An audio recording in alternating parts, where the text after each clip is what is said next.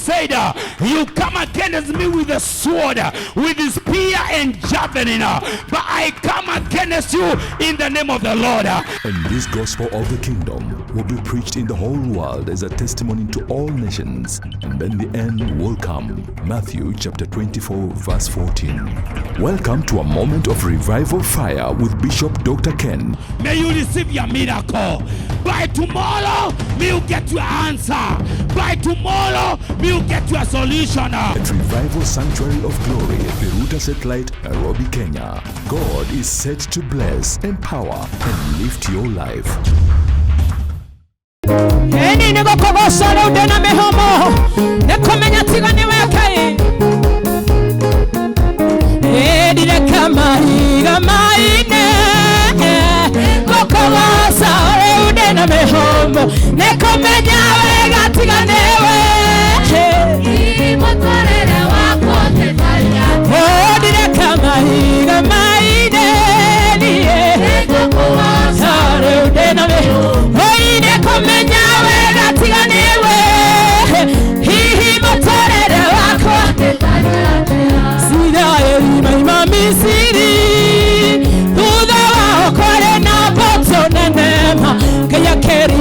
Mama Keriga niye mwake yake beke inera Jesu direka baiga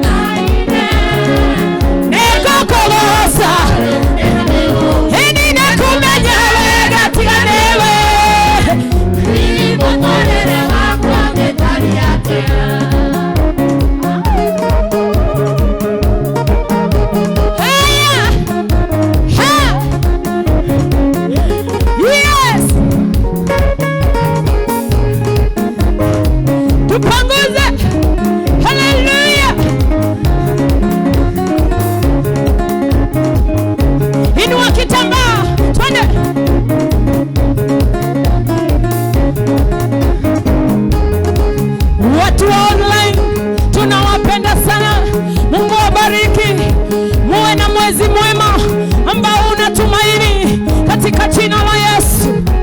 Watu wa Biruta Satellite, Dagoretti.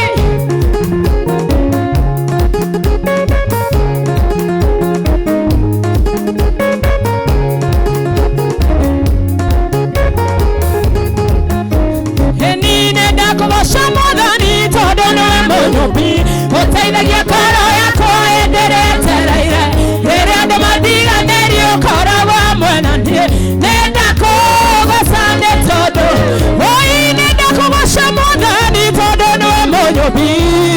Hallelujah. Eni ere madiga nerio korawa mwenandie. Eni netabara ria netadoremo. Twashokia gado. Eni toko inera. Eni netoko edete. Eni toigane wega. Woi twashokia gado. Eni twabara ria netadoreko. Woi twaigogo shago. Woi otoriogo seto. Otore wabara retio. Otore weinagerwa. Otore wenyiheria. Otore wemonene. Otore wekihoti. Yenine todore mwega. Yenine todore mwega. Yenite hogo we mwega. Yenine toiga we mwega. Yenite hogo ni mwega. Ulitura wabara retio. Yenine todore mwega. Na Mungu ni mwema. Bwana Yesu asifiwe. Hallelujah. Hallelujah. Tunapoenda kukaribisha Bishop Ken apate kuendelea, naomba tupige makofi kwa Bwana. We celebrate the man of God in the house. Hallelujah. God bless you. Amen. Thank you so much. Let's clap to Jesus. Let's clap to Jesus. For those who are in their homes, You can also clap to Jesus. You know Jesus is praised everywhere, everywhere. Let's lift our hands and clap to Jesus. Hata kama sikuoni kwa nyumba, Mungu anaona ukipiga makofi. Piga vile unapiganga ukiwa kanisani. Endelea kupiga, endelea kupiga, endelea kupiga mahali popote unanitazama. Endelea kupiga ukimpigia Yesu. Unajua niko na imani uko pale na unatutazama. Unajua kwamba unamwabudu Bwana. Pigia Yesu makofi mazuri. Hallelujah, hallelujah, hallelujah. This is a sacrifice of clapping unto our God. May God bless you. May the Lord God lift you and do you good. Thank you so much. God bless you. Thank you. Praise and worship. Those who are here, may God bless you. Thank you. Thank you. I allow you now. Thank you for reading as well. May God bless you and do you good. Thank you so my wife kwa kutuongoza vizuri na kunikaribisha. I appreciate. May the Lord God bless you. Hallelujah. Let's go to the book of Genesis chapter number 22. Genesis chapter number 22. I want to share a message that is there on the scroll on your TV. I want to share about on the mountain of the Lord, how it shall be provided. Provision on the mountain of the Lord. And I want to thank God, even as I stand here, we are on the mountain of the Lord. And as we are on the mountain of the Lord, the Bible says on the mountain of the Lord, it shall be provided. What's the mountain of the Lord? The mountain of the Lord is where God comes to meet with these people. In the early days, God used to descend on a mountain. Like he did on Mount Sinai, Mount Horeb, and he could descend on that mountain and he would meet with the people there.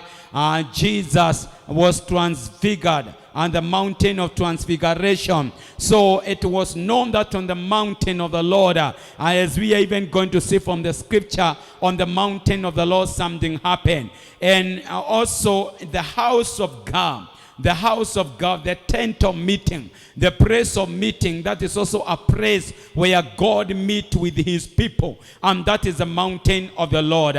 So let's read it from the book of Genesis chapter number 22 and from verse number 8. Genesis 22 and verse number 8. I allow you to open. Even at home, kindly you can take your Bible and open, and even take a notebook and a pen. For us is a service, and God is going to bless you, because the word of God is able to reach you right from where you are. So when you're able to see us, you can also take a notebook or somewhere and lighter, and it can help you later, even when you are revisiting your notes. The Bible says, Genesis 22 and verse number 8. The Bible says, hear ye the word of God.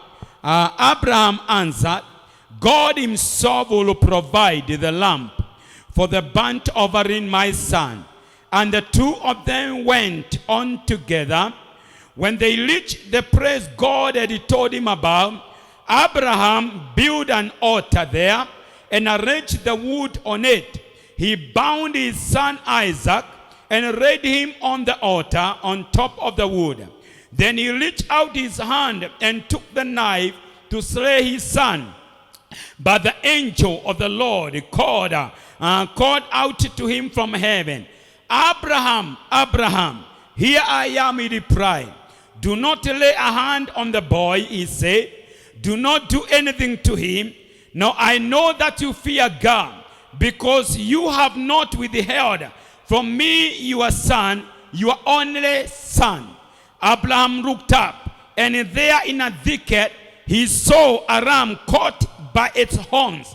He went over and took the lamb and sacrificed it as a burnt offering instead of his son. Verse 14.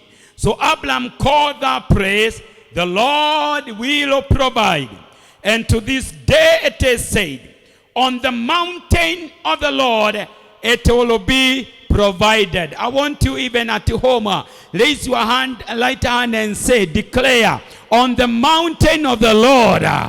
Raise your hand if you can hear me. Can you say, on the mountain of the Lord it shall be provided. May God bless the reading of his word. Hallelujah. The word of God is sweet. The word of God is good. The word of God is powerful. The word of God is lovely. When we look at the word of God, it comes to build our life. It comes to energize us. I want to thank God for the text I've just read in the book of Genesis 22, verse 18 to 14. And it talks about Abraham, our father of faith. And the Bible talks about Abraham and how he had waited upon the Lord. And the Lord God came and blessed him with a son. As he had been waiting, as he had been trusting God together with his wife Sarah.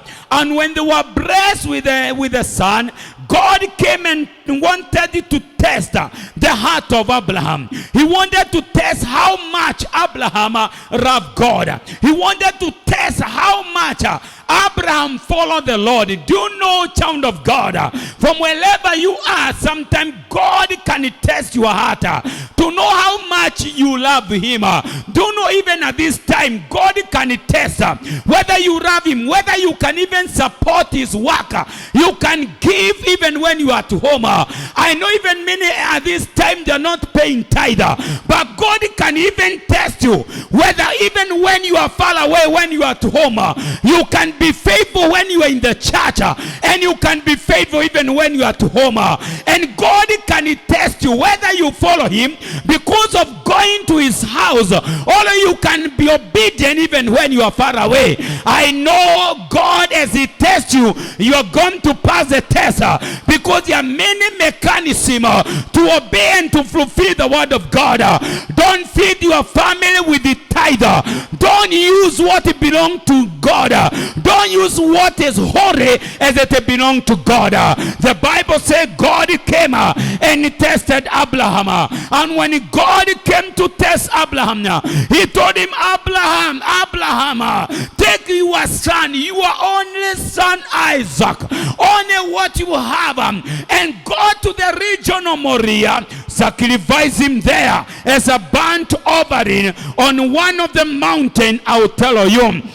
Let me tell you, child of God, when God came to test Abraham, Abraham passed the test. I don't know when God come to test your life, whether you are going to pass the test. I don't know whether you are still worshiping God even when you are in your home. I don't know whether you are praying even when you are in your home. I don't know whether you are reading the Bible even when you don't have pastor near you. You know, let me tell you, integrity is doing right even when you are alone, when no one is seeing you, when nobody is observing you, when nobody is following you. Right now there's no pastor who is following you, but let me tell you, there is a pastor of pastors who is Jesus Christ, who is watching over your life. And the Bible says that now for Abraham, the Lord told him, take your son, your only son Isaac,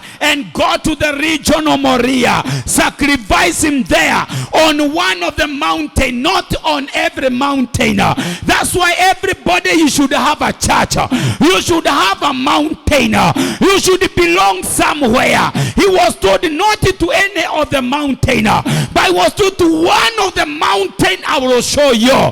It is my prayer that in your heart you have a mountain which you have connected yourself with it. And the Bible says now when he went, he carried the wound, and he carried the fire and the knife, and they went with the son.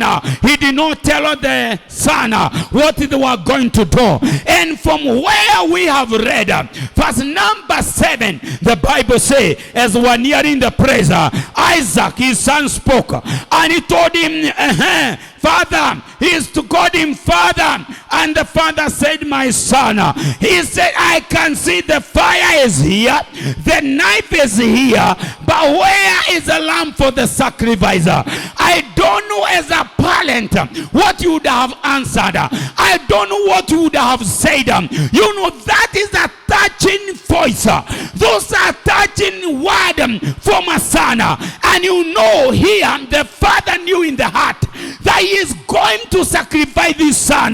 Let me tell you, for many of us, And for many of us, if you are asked to give your son, if you are asked to give one of your child to be burnt, to be sacrificed, I don't know whether you will give. It may be some of you have even 3, you have even 4 or 5. And even if God asks you for one, you tell him, God, we have to talk fast. We have to talk faster. And now here Abraham had only one. He had only one child, only one son. And God asked him, maybe God may ask you for the only thing you have in your life. And it is not that God wants the sacrifice. It is not that God wants the son burnt. It's not that God wants the son eliminated. It is not that God even eat your tithe. But God is testing you. God tests your heart. He tests your faithfulness to see whether you are faithful. And now here the Bible say, coming back to the scripture, and the word of God say, now when they came to the mountain, and the son asked, the fire is here and the knife is here, but where is the lamb for the burnt offering? And the Bible say in response, the father answered by faith, and he said, God himself will provide. That is a statement of faith. He said God himself will provide. And today I want to use the same statement. Until you arrive, whatever you don't have, whatever you may have not acquired, God himself will provide. I want you to lift up your right hand. I want you to declare. Can you say God himself? Declare by force there. Say God himself. Nataka uongeze nguvu. Sema God himself will provide. I declare whatever you don't have, God himself. Hebu inua mkono, fanya hivi. You know, nilisema kwamba enjoy, exercise, be free. Hebu sema God himself, God himself. Sema kwa nguvu, sema God himself, God himself, God himself will provide. Hata kama hauna kazi, wakati kazi zitafunguliwa, I declare God himself will provide. Ninatangaza hata wale hamna pesa ya kulipa nyumba, you don't know how to live, God himself will provide. Wengine wanafadhaika, wanauliza mashule ikifunguliwa nitatoa wapi karo? Niko na jibu kwako. Hebu nijibu, sema God himself will provide. Somebody sema amen. Hebu andika kwa notebook yako. God himself. You know you live by faith. We live by faith. We are children of faith. Sisi ni watu wa imani. Tunaishi kwa kumtegemea Bwana. Na kama Abrahamu alimtegemea Bwana, akasema God himself. God himself. Mungu mwenyewe. Pengine kuna medical bill, you don't know how it will be cleared. I declare God himself will provider. Maybe you are in a financial fixer, you are in a financial corner. I declare God himself will provider. I declare maybe kuna rona ambayo ulikuwa unalipa na sasa ujui itakuwa namna gani. Unajua baada ya epidemic watu financially wamekuwa grounded. I want to encourage you, don't faint. Hebu inua mkono, sema God himself. Hebu sema tena God himself. Hata hiyo pesa ya loan, God himself.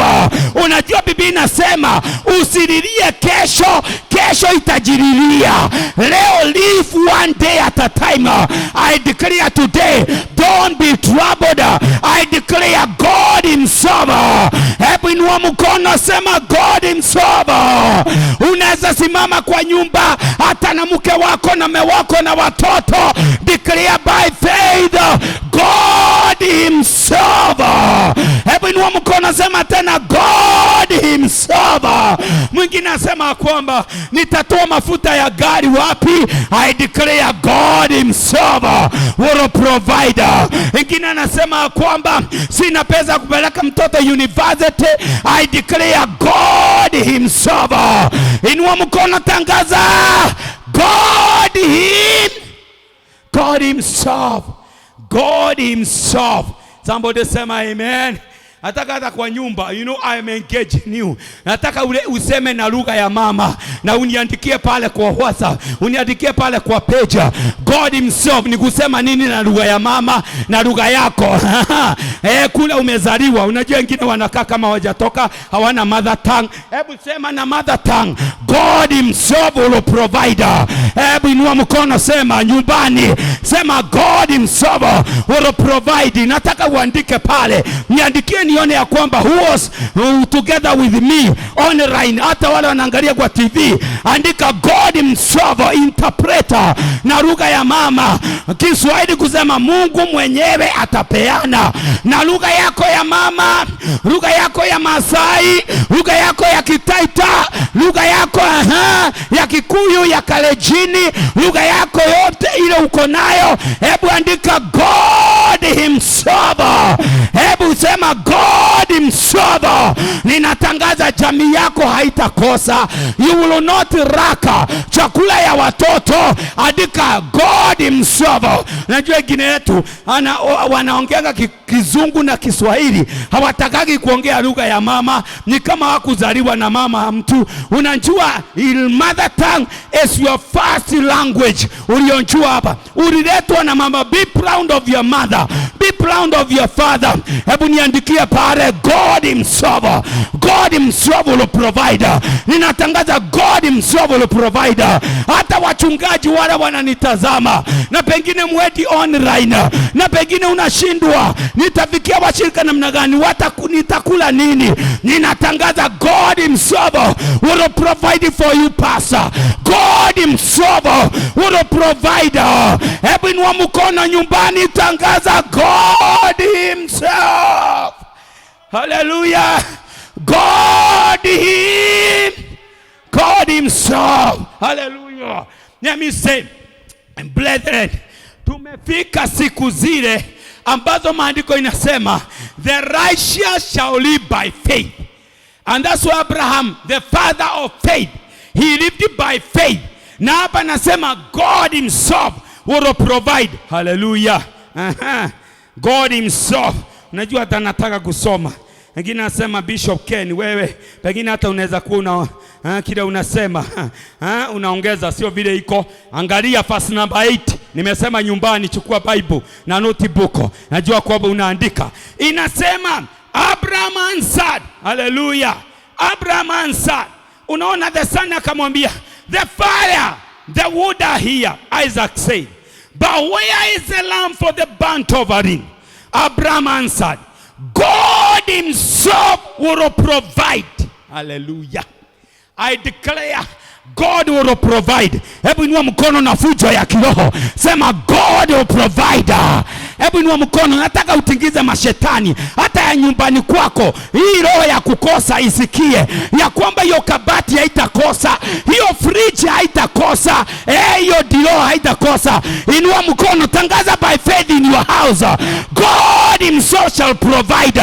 Natangaza fridge yako haitakosa, natangaza kabati yako haitakosa, natangaza ATM yako haitakosa. Inua mkono, sema God himself. God himself will provide. Hallelujah. God himself. Najua pale nyumbani unanihimiza. Wacha niseme awish serikali jue vile iko ngumu kuhubiri online bila washirika. Hallelujah. Kuhubiri online kwa imani. Hallelujah. Ni ngumu.